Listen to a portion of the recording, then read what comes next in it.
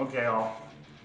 In this video, we're going to work on taking a panel and making it a neutral color, like neutral gray. In this case, I'm going to use a fine aluminum, and then make it look like different sections of it are rusted metal, various metal and rust type effects. Show you how to do that. A couple of things I see on the message boards and all that time are, when using water-based paints, should I use a respirator? Yes. Couple of options for you. If you're doing just your airbrushing and stuff like that, there's not a lot up in the air, but there's still chemicals and pigments that are solid that you don't want in your lungs. So get yourself an RZ mask or something that's a little bit more comfortable. Even a particulate mask is better than nothing. But these RZ masks, they're a little neoprene mask, quite comfortable. And if you look inside of them, they have this little replaceable charcoal filter to help pull some of the chemicals out. And they're great for airbrushing because they're a little bit more comfortable and they're going to give you a little bit more protection. But for full-size spray guns and working with solvents, they are not adequate. If you are working with solvent-based paints, I know it's uncomfortable, but there's a lot more harsh chemicals that will absorb into your body. Or if you're working with a full-size, get yourself a good full respirator. You don't want this stuff in your lungs, guys. They're uncomfortable, but you gotta wear them. That being said, I'm not going to be using one for this. I really should be, but I have to be able to talk to you and communicate, and you can't really understand why I got this on. So, please guys, use your PPE. Okay, so I've got a black panel here. I've got it scuffed out. I've got it wax and grease removed. And I'm going to give it a light tack rag before I go and paint on it. And in my gun, I've got Createx fine aluminum. Like I said, you could use a medium gray or any kind of neutral medium color that you could add highlights and shadows to. I'm just going with that fine aluminum to give it kind of a metallic-y look to begin with. So let's go ahead and load up our LPH80 and get started. Okay, like I said, I've already cleaned this panel. I've got my tack rag. I'm just going to give it a nice little wipe off, starting in the centers and wipe my way out. Blow a little bit of air. Make sure everything is good and dry and ready. And then down here on the side, I have a little spray card that I can use to make sure that my pattern and my spray gun is working properly. Always, before you go to work on a project, even if you're in the middle of that project, spray on a test panel or something so you know your spray gun is working properly before you start spraying on your project. And if that booger comes out, it came off on the sacrifice supplies, and then you don't have to go back and fix a mistake. So let's go ahead and make sure I'm spraying good. Okay, I like my pattern. It is spraying pretty good. I've got my LPH80 2 turns back for the material, and about 1.5 to 2 turns on the fan pattern. Then I'm just going to go ahead and lay my first coat. My first coat's going to be kind of light. I'll let that flash off pretty quick. Depending upon your temperature and humidity, it may take a little longer or a little less time, but general rule of thumb in optimum condition is approximately 5 minutes between coats. Again, depending upon how heavy you put it on in your environment. But let's just go ahead and start. I'm putting this first coat on. I'm moving pretty fast, overlapping pretty good. I'm keeping my air on the entire time and letting turning the paint off the edges. You don't have to turn the paint off the edges. It's just kind of habit for me. Let that flash. If you have access to air moving with the water bar, or the water base, sorry, you can get that to flash off a little bit faster. But we'll go ahead and let this set for a few minutes and then come back. Okay, that first coat's good and flashed off, ready for the next coat. Depending upon how you want to work, if you let it flash off to where it's completely dry, you can tack rag in between coats, but just make sure that you let it dry completely if you do that. I'm not going to worry about it. I'm just going for a texturized panel, so if I end up with any minor minor texture in it or whatever, it'll just kind of add to the effect. Always keep in mind what your final project is, and you can also work your bases for that if you need to. Give it a good shake. Spray on your test panel, make sure it's spraying good. This time I'm going to come at a little bit of an angle than the other one, just to help stop any modeling or tiger striping I might get, and it's a little bit more comfortable with the camera here. Again, nice even coats.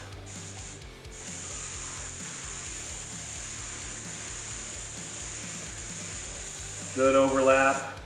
I'm just going to blow air at it a little bit, help it dry off faster.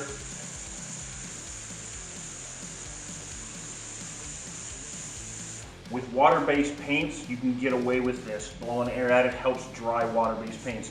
If you have a solvent-based paint, not a good idea to blow air at it to dry it. We all try and do it, but that can actually cause solvent-based paints to skin over, and you might get delam issues later. But with your water-based, blowing air at it is a good way to dry it. You don't want to use heat when doing it though, because that'll do the same thing, skin it over on the top, and you get delam issues. But water evaporates by air movement. So just go like that. A little bit of air movement. And once that gets dried off, just come back in and do the next coat.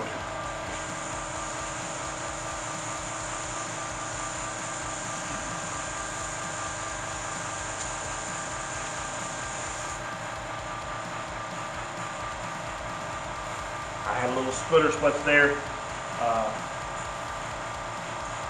That's why you test your gun on the outside, make sure it happens. I'm going to let this dry off completely. Tack rag, see if I can't get rid of that. Okay, so I was able to get the majority of that out with just doing a light tack rag off on it after it was completely dry. It might take one more coat to cover it up, but we're good to go. Make sure I'm spraying good. Shake, make sure nothing's up, and go like this just because it's a little bit more comfortable. Even passes, 60% overlap.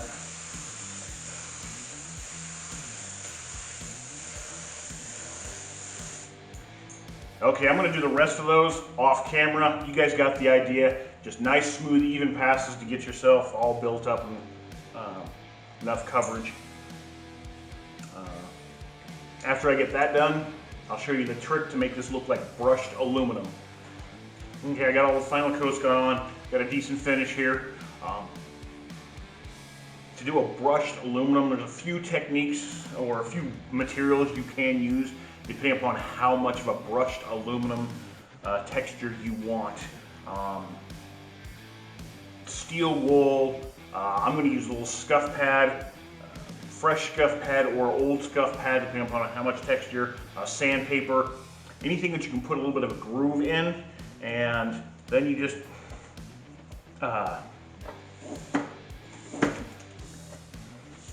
put scratches in it. Try and go all the same direction. And I don't think the camera's going to pick it up, but I've got a nice little brushed aluminum pattern getting in there.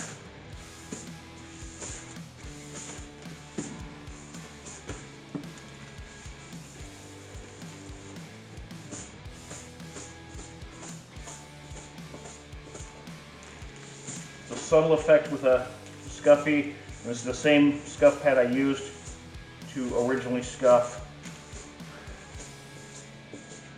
But now I've got, like I said, I doubt the camera can see it, but I've got that brushed aluminum texture look to the panel now.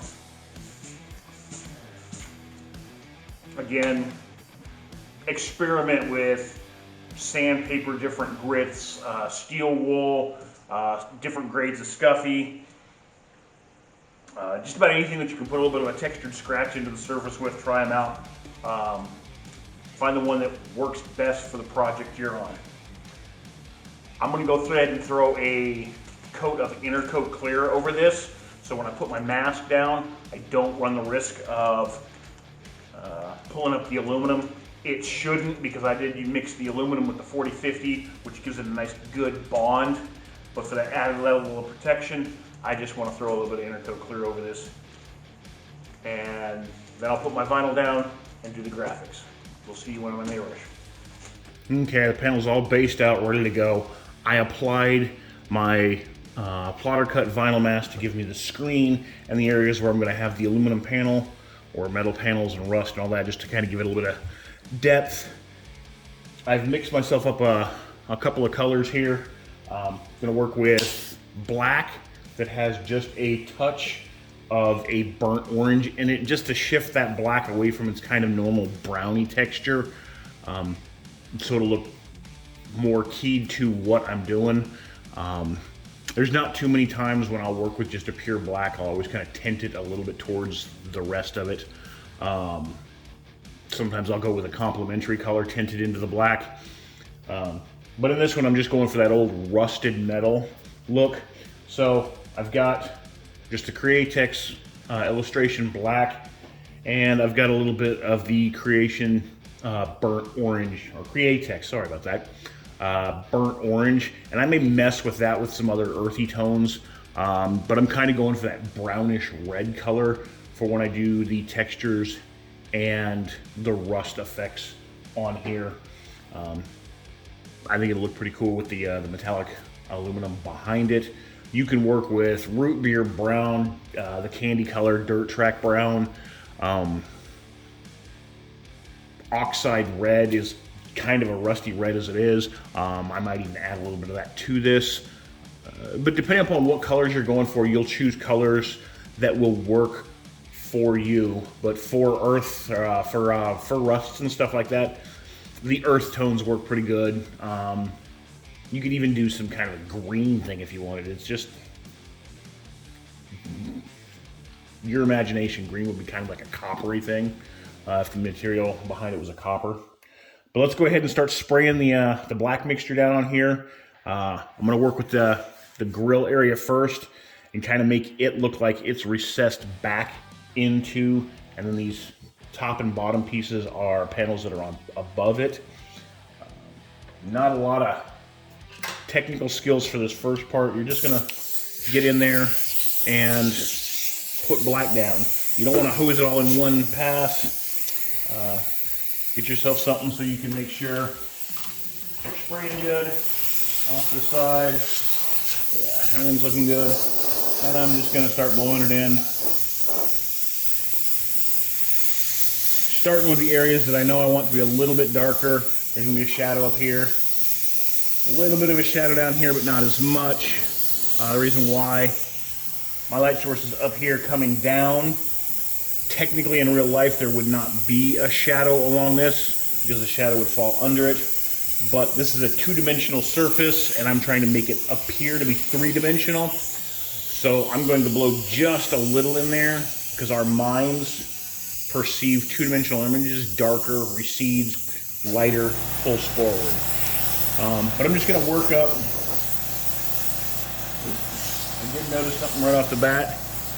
There's my tweezers. I missed one little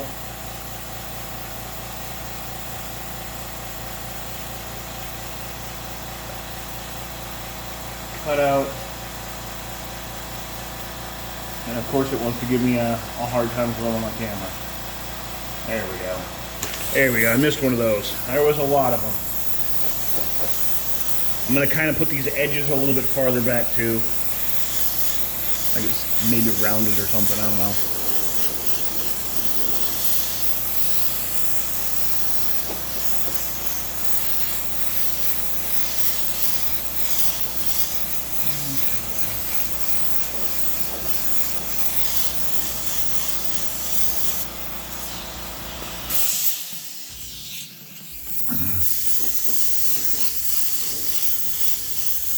I don't think I have my paint reduced quite enough, but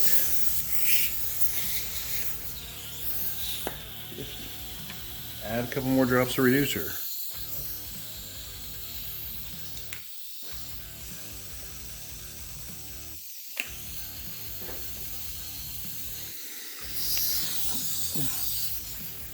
shake.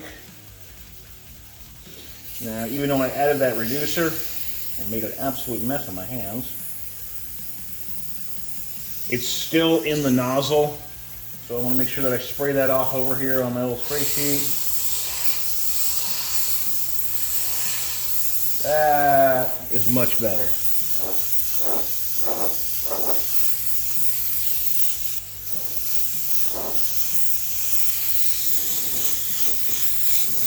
I'm going to kind of go in diagonal swoops back and forth like this. So if I get any modeling, it will just kind of look like light reflections and sheens. And I'm going to purposely leave a little bit of it in there.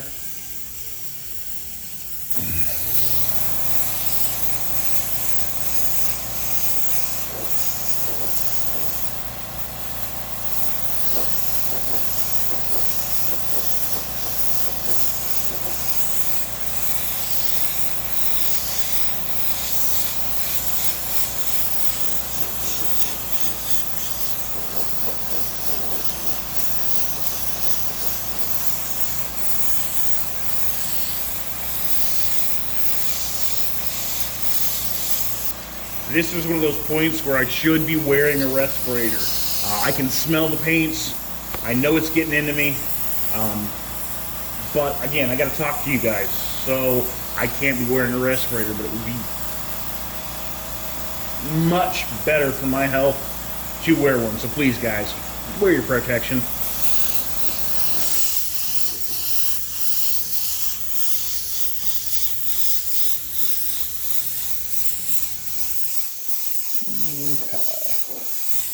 You see I've kind of left some spots a little darker, some a little lighter, and I've kind of all kept going in this direction as if the light was shining and kind of catching reflections and stuff, just to give it a little bit more character. Another thing I could do to add more character, and I'll probably do that throughout this, is like a sponge, like a natural speed sponge works good, paper towel works good. A few different things, but I'm going to take a little bit of my paint reducer and put it on my paper towel, get it soaked up into there a little bit, get it a little crinkled up. See how it's crinkled up? Now I'm just going to kind of blot it on there, and that's going to pull just a little bit of the paint off, not a huge amount. You can drag it a little bit if you want. You can also spray paint onto your paper towel and add it, but that is a much bolder. Twist it a little, move it around a little bit when you're doing it. It's just pulling just a little. You can see I pulled off a little, and that'll give kind of an organic texture to it. I'm going to establish this shadow in here a little bit more. I'm just going to follow the contour of that cut and let the overspray do most of the work. I'm spraying mostly on the mask. Kind of half and half maybe, but letting me overspray so I get a nice fuzzy line shadow below it. And then like I said, I kind of want to fade this area in, fade that area in.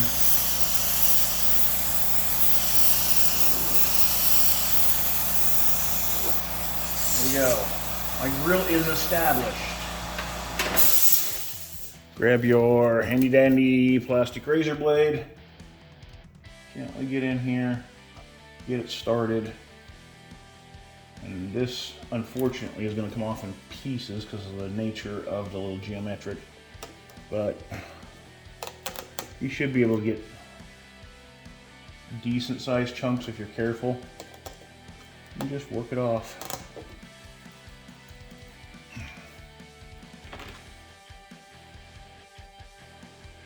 Try not to put huge glaring scratches in it.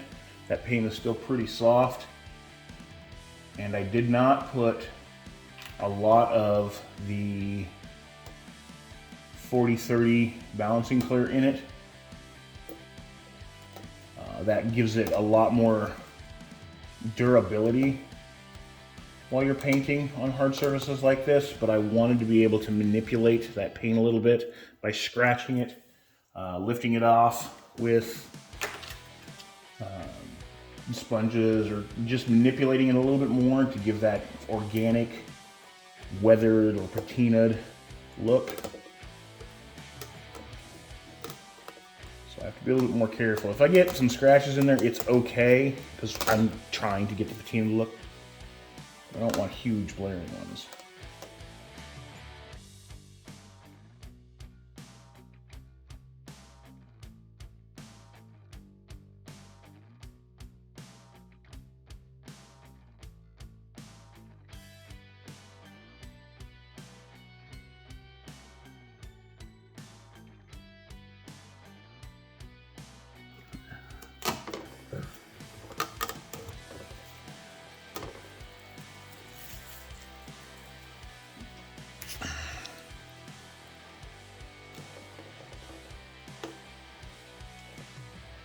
Okay, give it a little slight rub with your hand, being gentle, but to be able to feel where anything got left.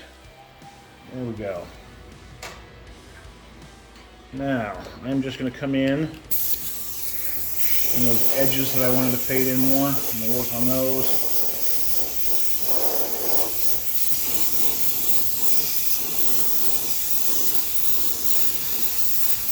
A little bit more shadow here. Push the front of the screen under. Same one down here, but not as much. One pass. The top gets multiple passes. And the wider of a band you put, the farther that shadow is going to seem like it is.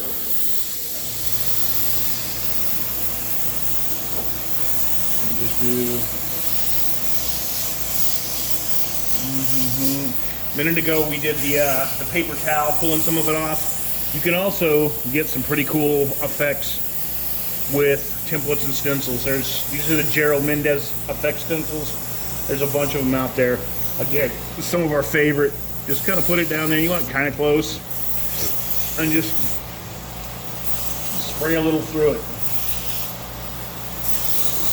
Just subtle. If you want to see what it's going to look like, on it gives textures like that. But I'm just doing them subtle, and they'll pop when the colors, clear coat's put on. We added a little, and grab a hold of that paper towel that I'm using. A little bit of reducer on it. Sprinkle it up.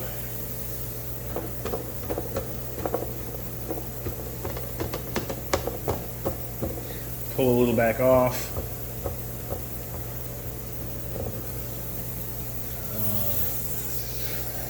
Grab a different template. Kind of blow air at it.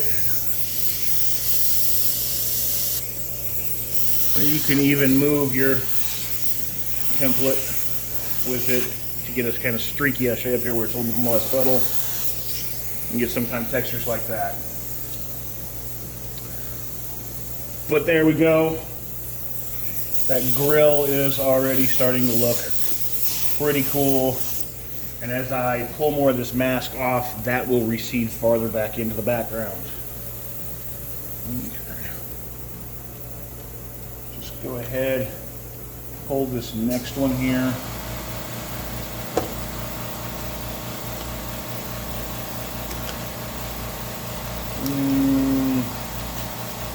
Yeah, actually, I'm going to put that back because I'm going to pull these little slivers first. The little edges that I wanted, like beveled edges.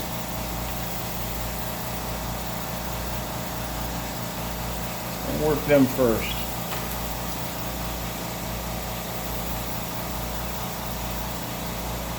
They're going to be a little darker because the light's not going to be hitting them as directly. So.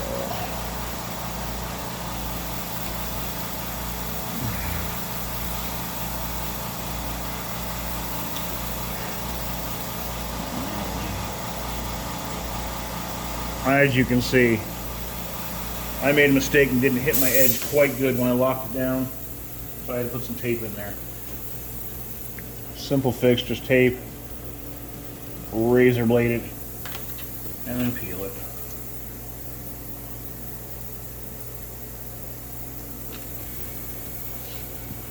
if this had been on a bike or more of a piece that I was doing for like a demo at a show or whatever, I would have made sure that was lined up a little bit better. But when I'm done, I'm probably going to wipe this panel off and use it for something else. I'm more worried about teaching you guys the techniques on how to do these, and pulling all those circles out was immensely time consuming. So just put a little bit of color down on it, a little bit of color down this,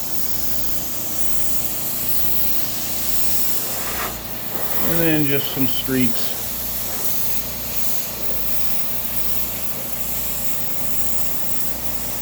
Now I'm aiming in my shadow. You don't get as much paint when you first start. And I'm not wanting to trail down too much into here. I'm wanting to kind of be abrupt. So I'm aiming at my shadow first, starting to move, and then just kicking. And I am noticing there's a little piece of mask left here. I'll make sure I get those. Run your finger across it. There's quite a few little nibbles in there.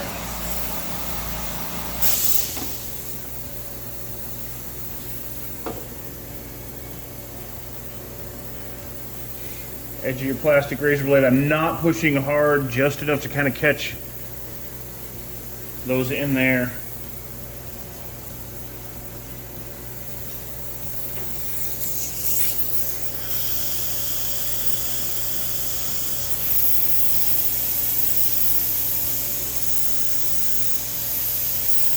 Getting in close so I don't get too much. There we go. Same one down here. Just some streaks. Down here, since it's lighter, I'm probably going to do most of it off and try and stop as I get in to the shadow.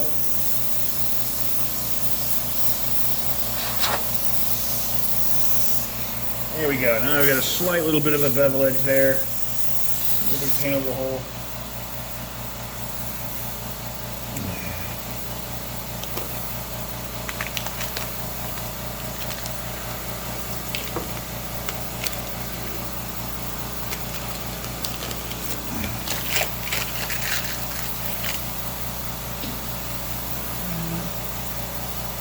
Pull this one down here too. Tweezers are helpful.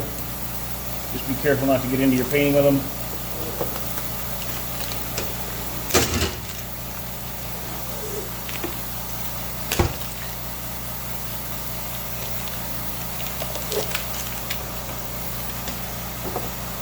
Yeah, pretty cool. It already looks recessed in there. It's got a pretty cool effect going. Now, to break this panel up, I could just leave it as one panel, but I want it to be some separate panels. I'm showing you guys a couple of different techniques. So the first thing I'm going to do is grab these and split this into two panels as if it was just kind of split down the side, split down the center. Oh, excuse me. I'm going to take a piece of tape and get it as close to center and 90 as possible.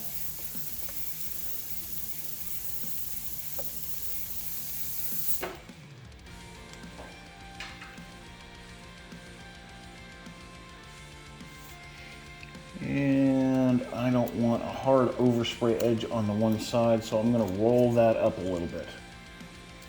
You can use wider tape too, that'll help. I'm going to do the same thing, except for I'm going to do it on this side, and I'm just going to leave like a 1/16 or less of a gap. I do not need much. I just want a little bit. Now just to make sure I don't get down into my panel, put a piece of tape over that as well. There we go. Now I'm going to go back with my dark mixture. and just put it in there.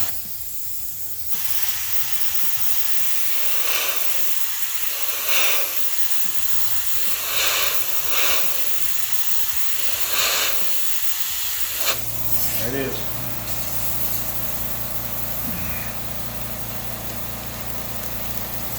There we go, little panel. Now on this bottom one, I'm going to do a little bit differently. I'm going to make it look like there's a raised bar on it. So I'm just going to put that piece of tape, line it up so it's centered, and go like that. And just so I don't get paint on the panel. Roll edge because I don't want the overspray getting up there and get me a hard edge. But now I'm going to put shadows on both sides. My light is coming from the top left, so I'm going to put a little less shadow here and more on this side. But just like I did up there,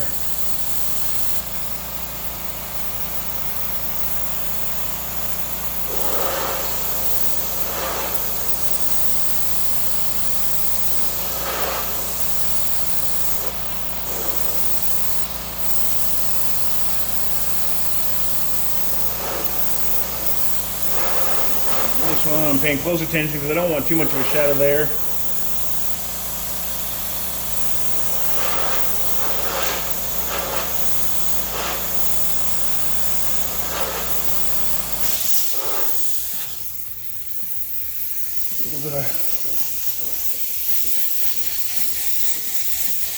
Just putting some streaks into the aluminum. You can also grab a lighter color like a white and put some highlights in there. Since I'm going to patina this up a lot, I'm not wanting there to be too glaring of white. Now I can remove this. There we go.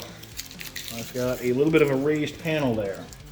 Doesn't look like much right now, but now I can come back with my black and just punch that shadow up more, but I'm also putting some on there, and it'll give it a slightly rounded look. I don't want as much on this side.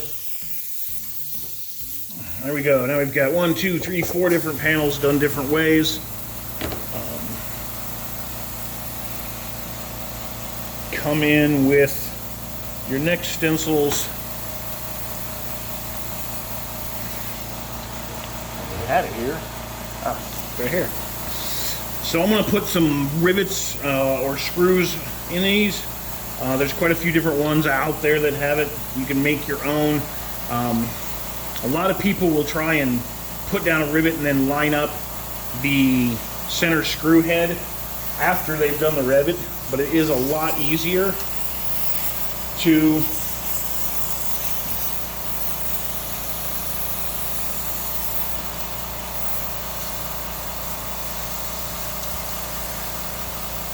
there we go.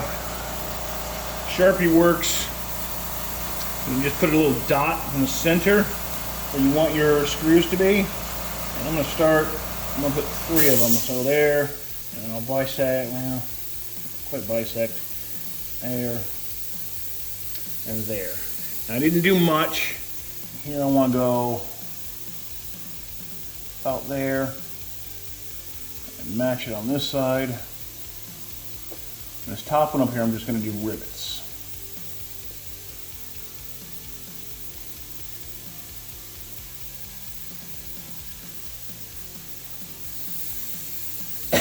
Okay. And then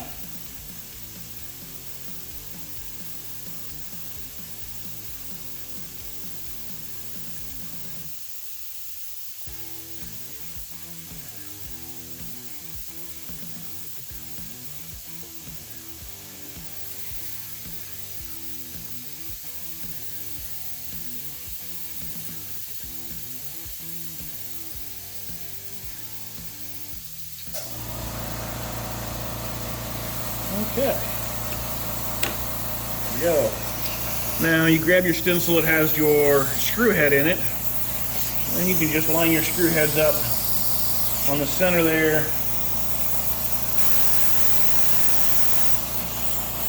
There it is. And then I can come back with this and line it up. And I'm not wanting to just kind of blow all the way through it, I'm making a machine screw. See, now it looks more like a machine screw. Grab an eraser, or in this case I've got a little razor knife. And I'm just going to put a little bit of highlight on this. And for my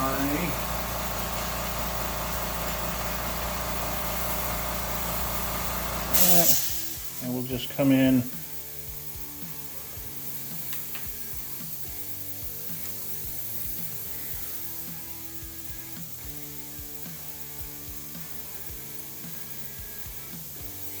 with an eraser and pull a little bit of that paint off.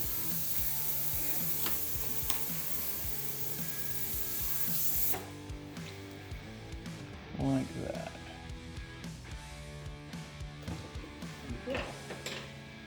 Okay, and then just rinse and repeat. So I'm going to go ahead and do screws down here and then just rivets up there.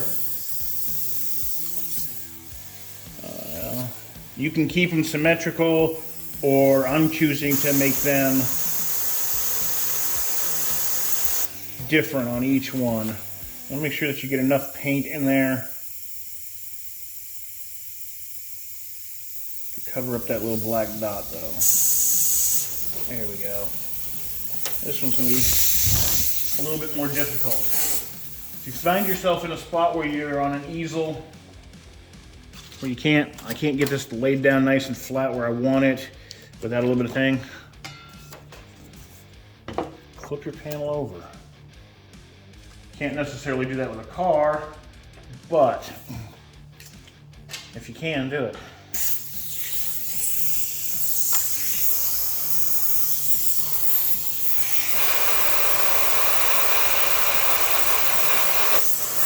Okay. Now the rest of these are all just going to be rivets, so I don't need to. Now I've got my panel upside down, so I have to remember to put the shadow more up here. So we'll just do this one real quick and then flip my panel back over so I don't get messed up.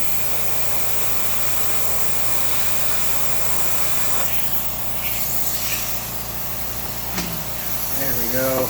Now I won't get messed up, and I can just go through and do my rivets. Again, dagger strokes and little half circles.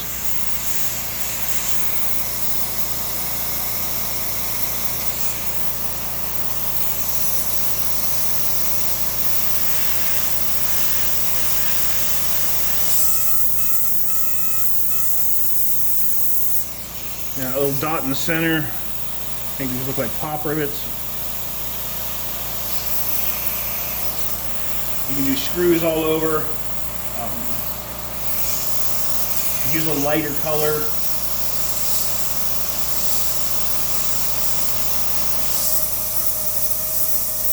If you're just doing rivets, you could just go in and freehand them so you don't have those little dots. But I'm going to patina, so they'll go away. I actually like the pop rivet look myself.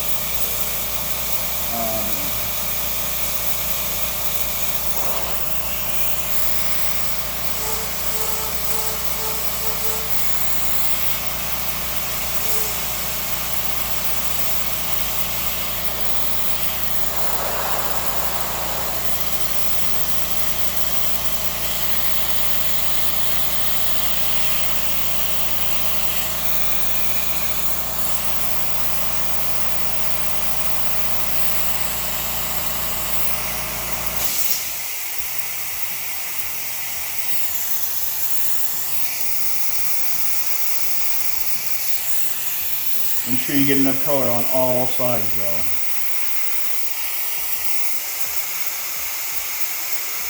You can do recessed rivets, the same thing, just go on the top.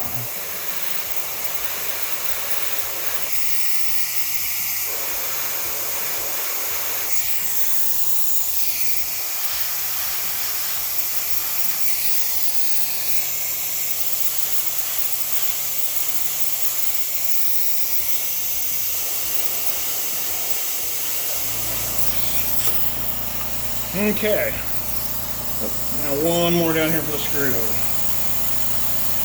Try and center it up on that one.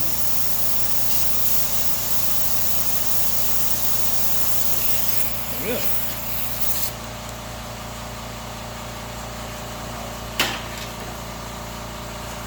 Scrapers and erasers are a great tool. I'll just go by with my scraper.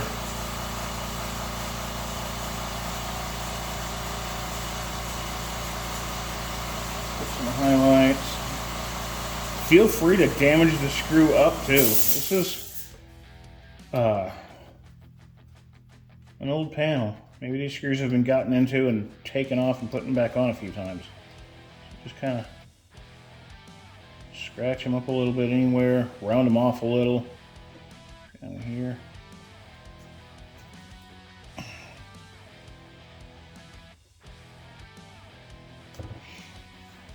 Okay, then you can grab your eraser and just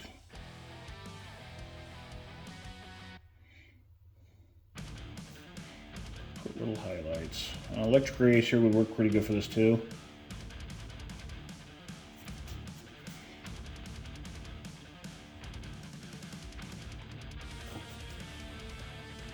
Didn't get enough on that one.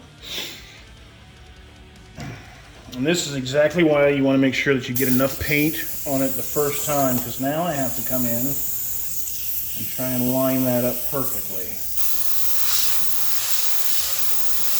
Notice how I put my finger over the screw head thing.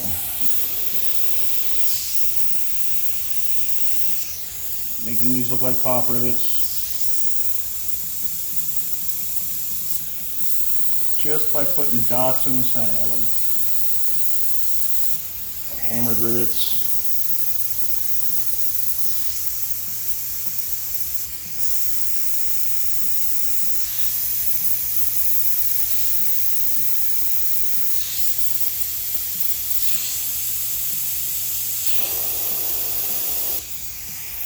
I did not get enough on that one at all.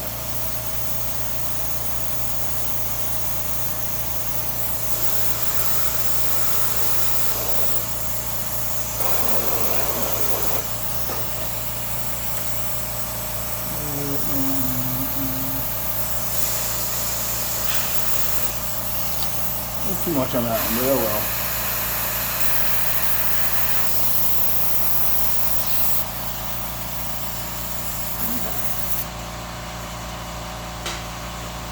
Let's grab your eraser, highlights,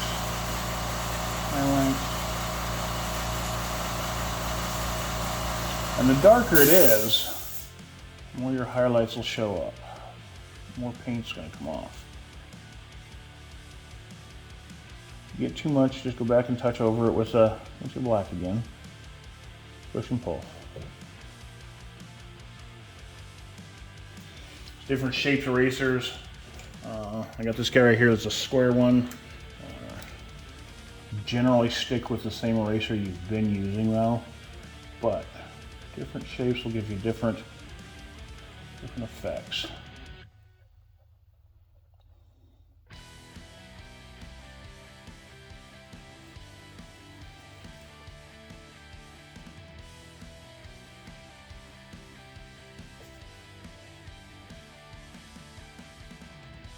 All I'm doing is little half circles on the highlight side.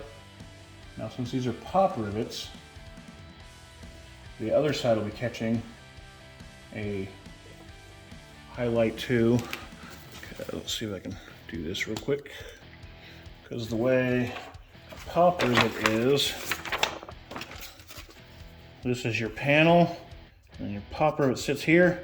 It's going to come up, but it's going to bow down into the center a little bit and then come around like that. So your light's going to hit here, and here, and your shadows are going to hit here and here.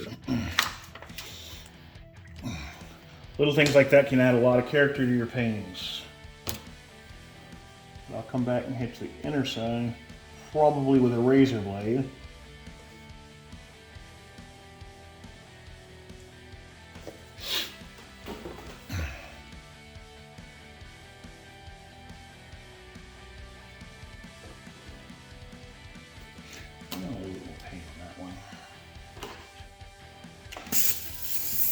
Not all of them are going to be the same. I don't know if you've ever worked with pop rivets before.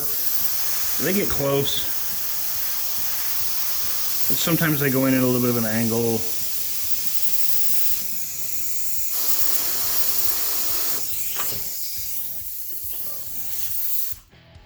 There's that. Okay, now.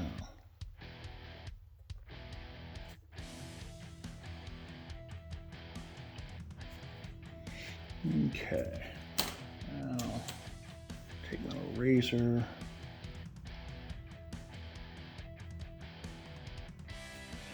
and chisel out that little bit of a highlight in there. A lot smaller, it's going to be almost a perfect, now follow your little shadow in the center a lot more.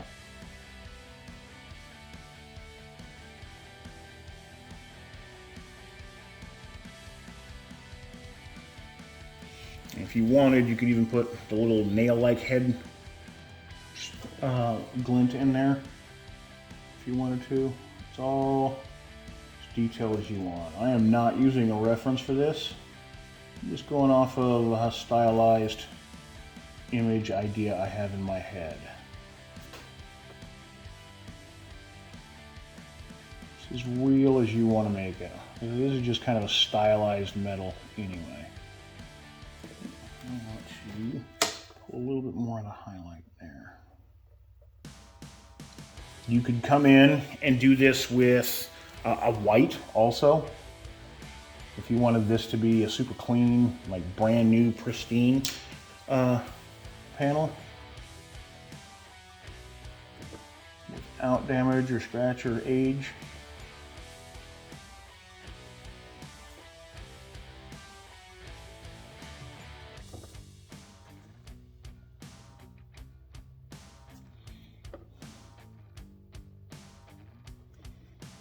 Okay, that looks pretty good. Now, these guys are going to show a little bit of shadow. This is cool. You can literally take your stencil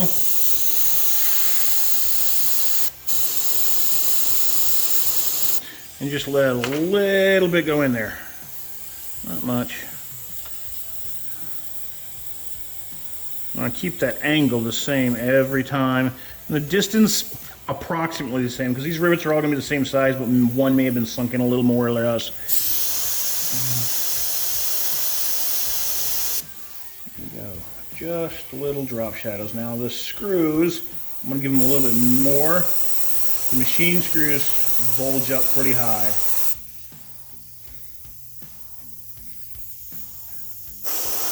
I'm not wanting to paint on the actual screw though. I am painting off of the stencil and letting that overspray do the work. This one down here is going to be a little bit harder. If you wanted to, you could even lift the stencil up just a little and make that fuzzy.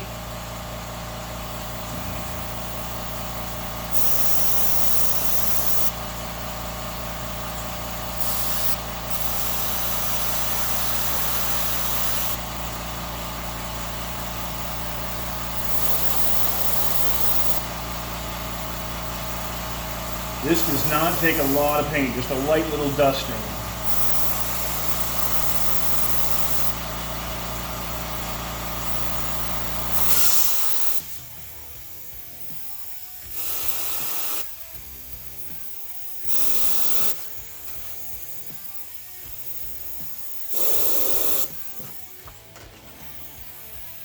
You could put a piece of tape around these so you don't get the black fingernail paint. Look all goth for the next month. This is waterborne, it'll come off pretty easy. You're using solvent, it comes off, but you gotta use solvent to get it off. I don't recommend putting solvent all over your hands. It's not exactly healthy.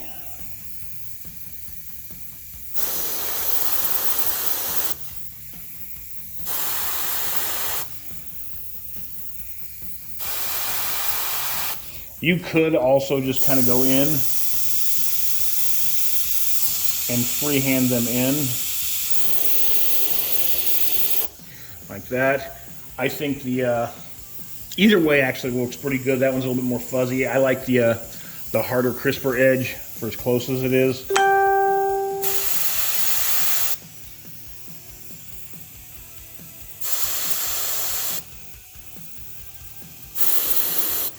There we go.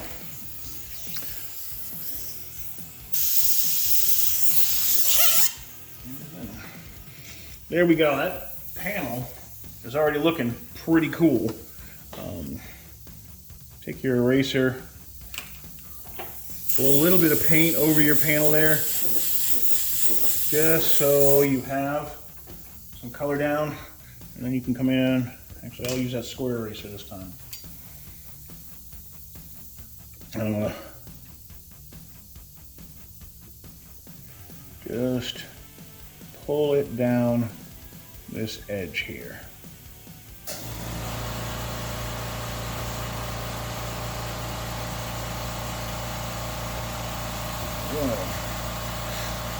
A little harsh.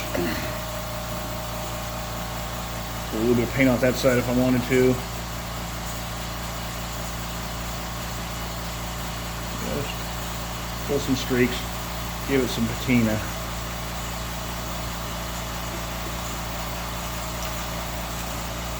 Okay.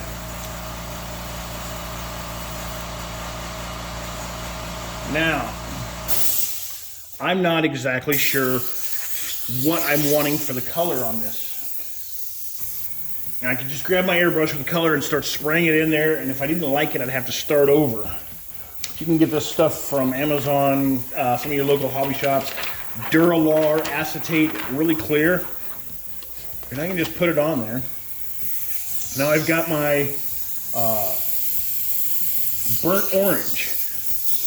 And I can spray this on there and see if that's what I'm liking for my color. And it is a pretty cool warm color, but it's a little too orange. So I'm going to mute it out a little. Just gonna grab some umber or sepia or one of the darker earth tone colors to tone that back a little. Let's see, burnt sienna. Add a little burnt sienna in here. Using this this acetate or mylar is a really good way to check your colors before committing to them.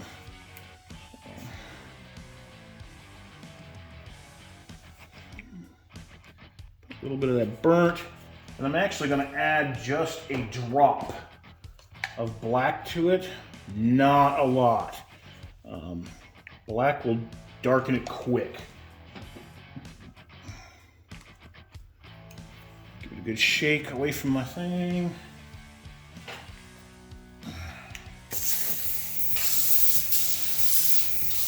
That darkened it up a lot. And I've also got it a little over-reduced, and I'll show you why in just a second. We'll move this a little bit, so over here. Still a little orangey. So the burnt sienna is still in that same orangey family, but sepia is an earth tony brown, and that will help to darken it and brown it out. You could even put just regular old brown in there. Careful with this one because it's going to darken it as well.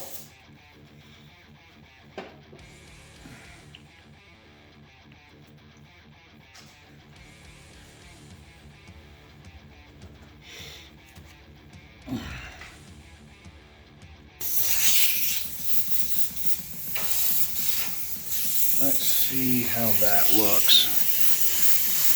There we go. That's kind of that orangey, rusty color that I'm looking for. And I didn't mess up my panel at all. So, for down in the grate, I don't want a lot of it. I'm going to get this small areas and just blow a little bit in. And I'm not going to let the stencil completely touch everywhere, because I want some soft and some hard. Not putting a lot in there, but when I clear coat this, that'll pop off a lot. Now,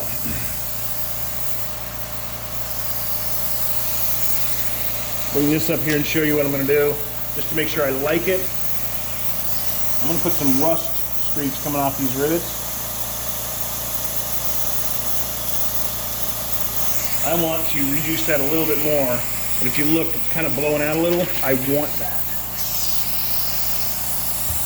I want a little bit more of that. I want to be able to push the paint around with my air.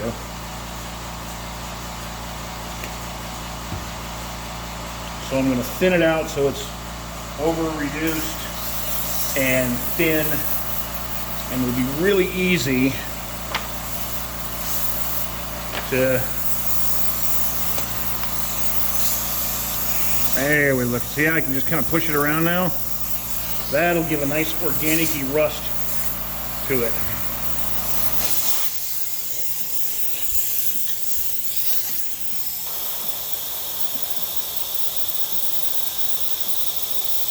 Just doing little dots.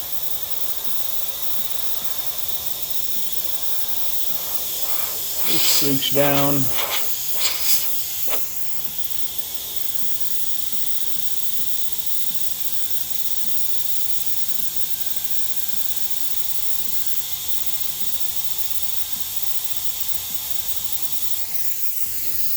Again, you choose the colors that work best for your rust. Now, it's going to kind of collect along this edge before it goes around. So I'm going to do that a little bit. Pressure down just a little. Maybe it came in from the edge here a little bit.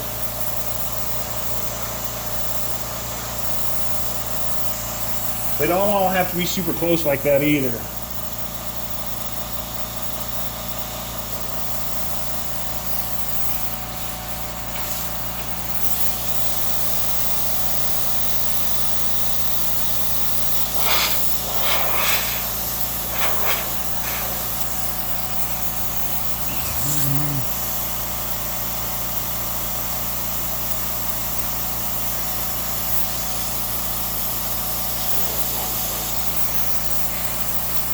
You grab one of these stencils, they're pretty cool too. Just kind of blot some colors in there. Kind of a organic feel to it.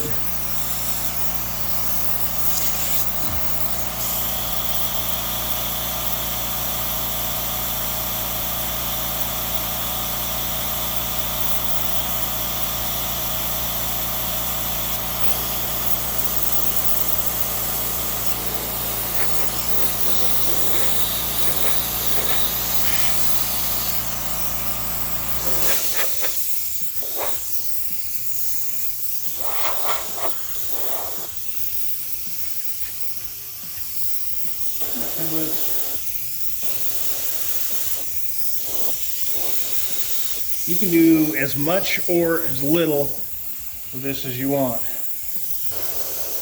Combinations of the stencils can do some really cool things. If something kind of got set on there, I might come in and make that look like a rip or something.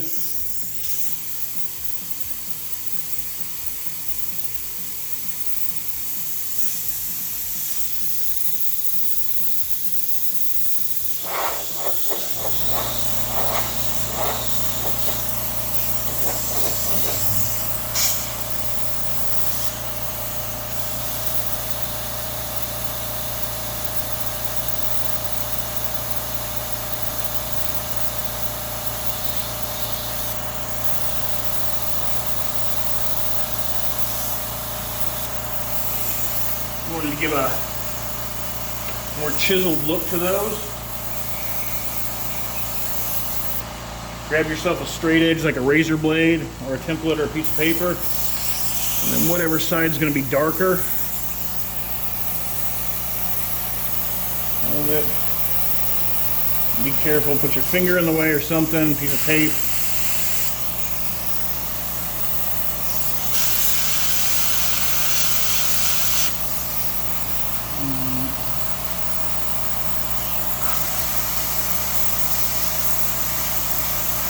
Aim your overspray away from it.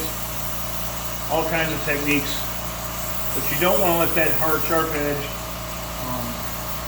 Another cool trick is find your straight edge. There we go. Use two different straight edges. There's one. There's two. Now you don't really even have to worry about it. Spray in there, make it as dark as you want. And we got a little bevel on that. I'm gonna do it for the rest of them.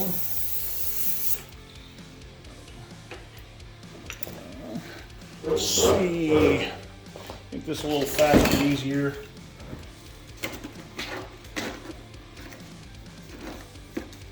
Find it. It is. Angle finder. It's a really cool template for doing stuff like this. You just find the angle that matches what you're going for. So I want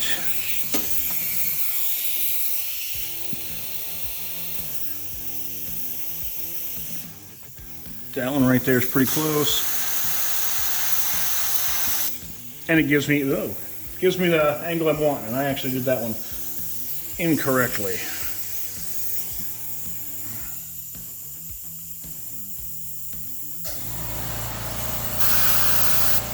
That one was right.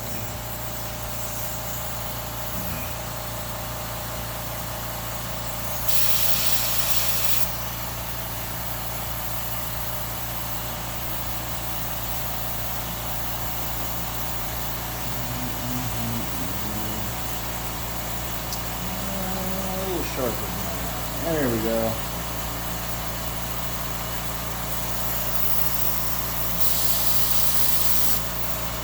There we go. Now I got those in. I'll fix this one up real quick just by grabbing that square eraser. And it'll just look kind of like it's a damaged area. But I can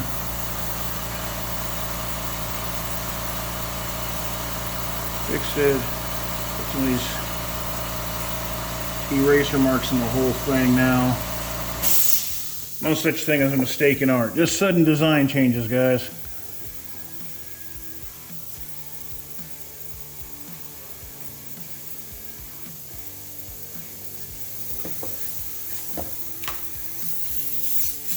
Okay, now we'll just go back to my Patina rust color. Good. Go back to my rivet color. I'm noticing a big, huge discrepancy in this right here. I'm missing a rivet.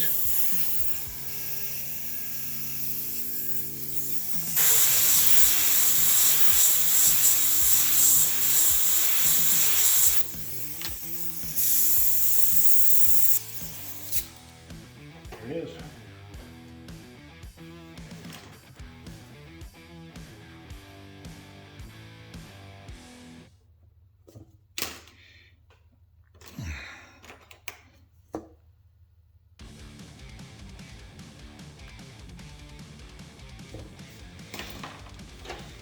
Freehand in that shadow real quick.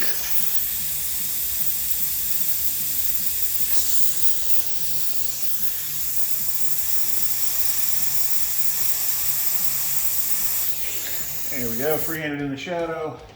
Now we'll go back to my rust and start adding rust.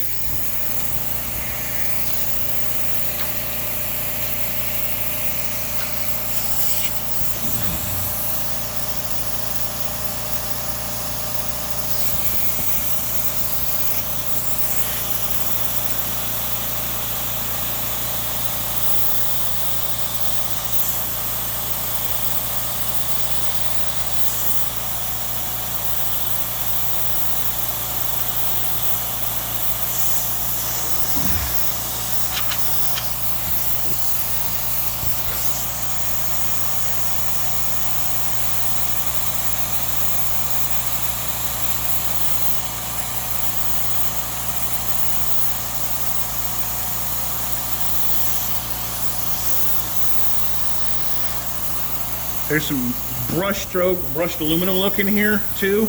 Don't feel like you have to go completely straight down. Water's gonna catch on those little things and kind of do funky things too.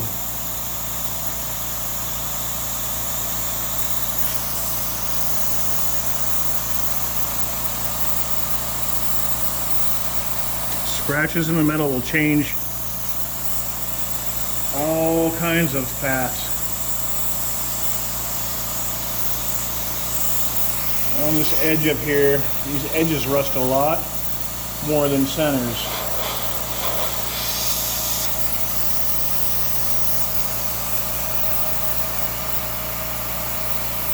There it is.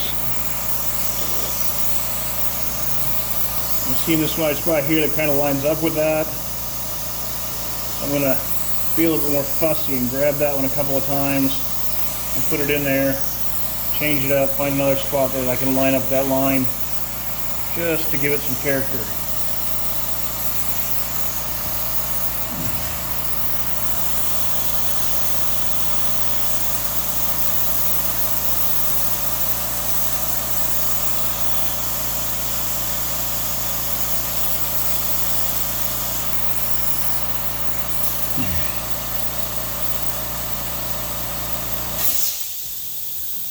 Get in here and just make this slot right here look like it's just rusted away and gone. Find a spot. Yeah, here we go.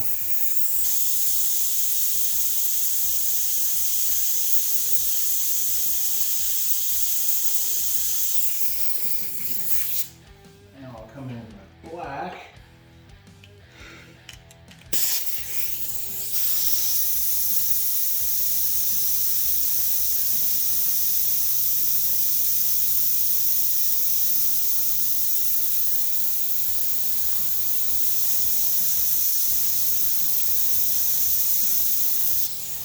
There we go. Now that spot looks like it's kind of rusted away and torn back into the metal a little bit more than the rest.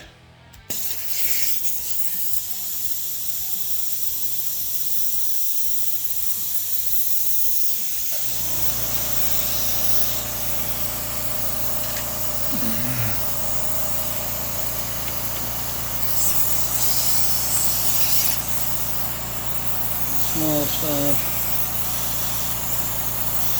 Drag it a little bit. Pretty cool.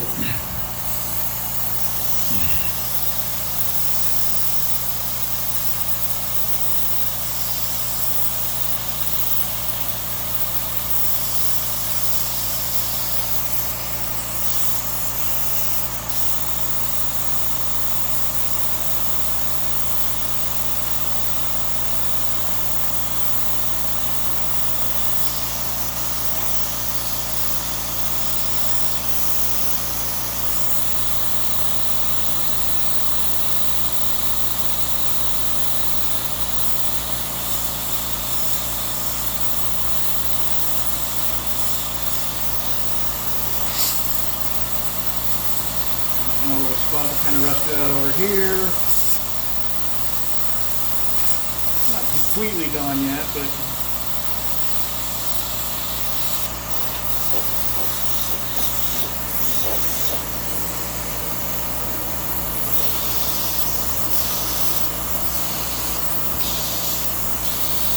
then I'm just taking that little cracked stencil, moving it around a lot, and blowing a little bit on it. Again, as much or as little of this as you want.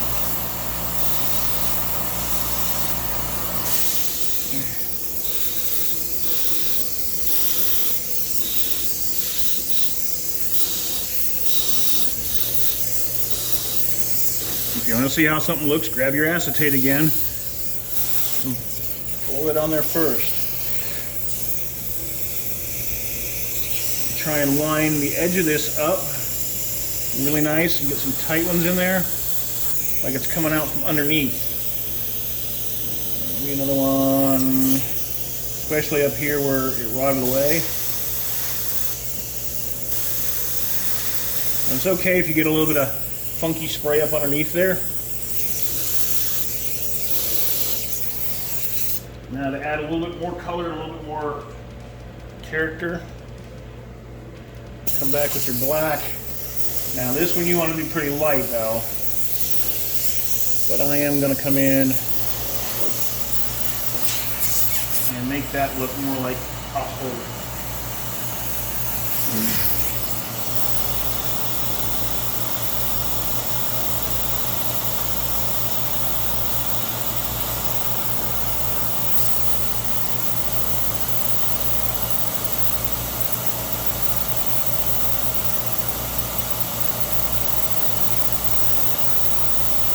I'm purposely kind of pushing the paint around a little bit and making it look a little textured.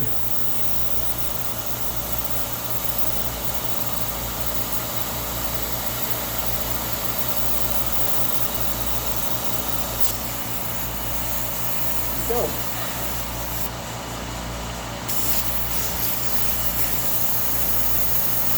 You could put a rip in the middle with one of these, or here we go. We'll just use this like something came in through and cut on this. I'm just gonna black it out completely. I'm not complete, but pretty near complete. There we go. Now, then with my razor, kind of scratch in some highlights.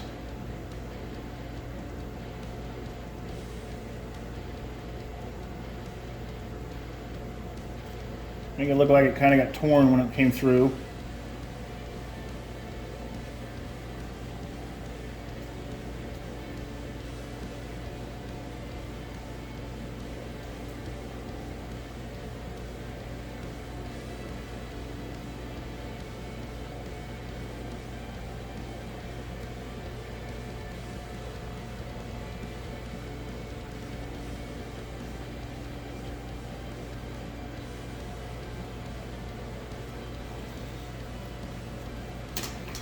Use your eraser.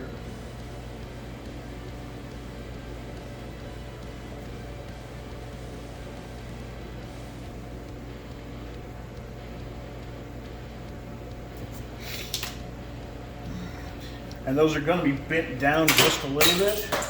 I think I just damaged an airbrush.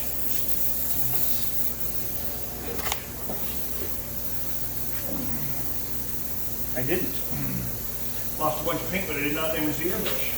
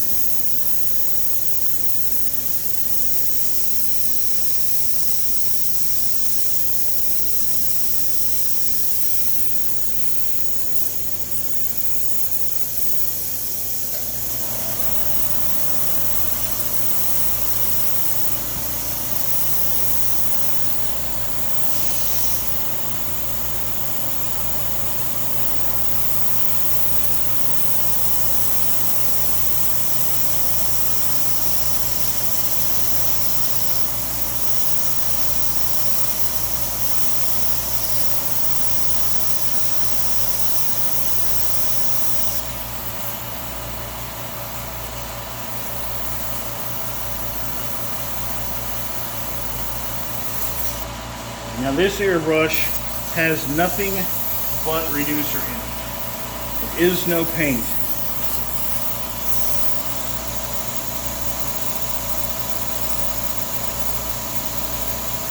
It's not doing what I'm wanting it to do though. I'll come down here and I can probably do it. And I put too much 40-30 in my thing, but you can take that reduced paint or just plain reducer and you can blow out hot spots. Try different reduction and mixtures and try it out.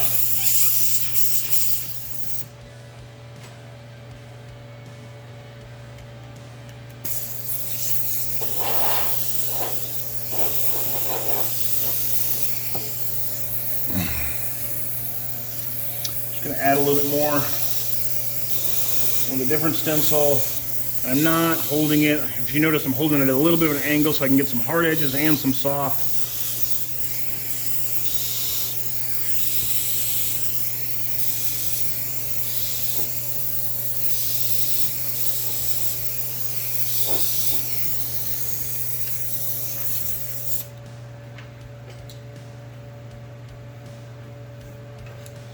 There you go.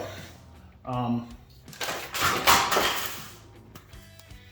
leave that over there alone.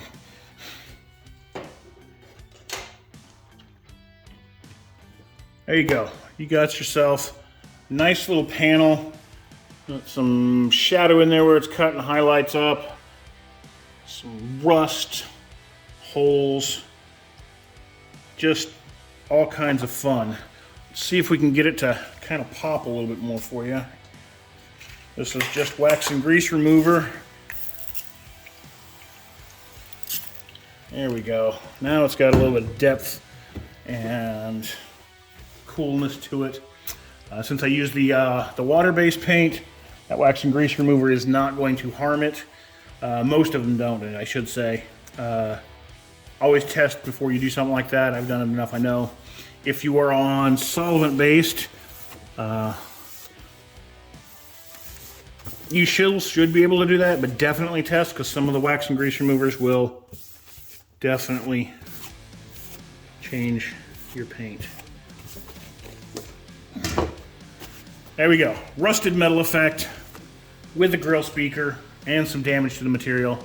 Play around with some of those techniques and have fun, guys.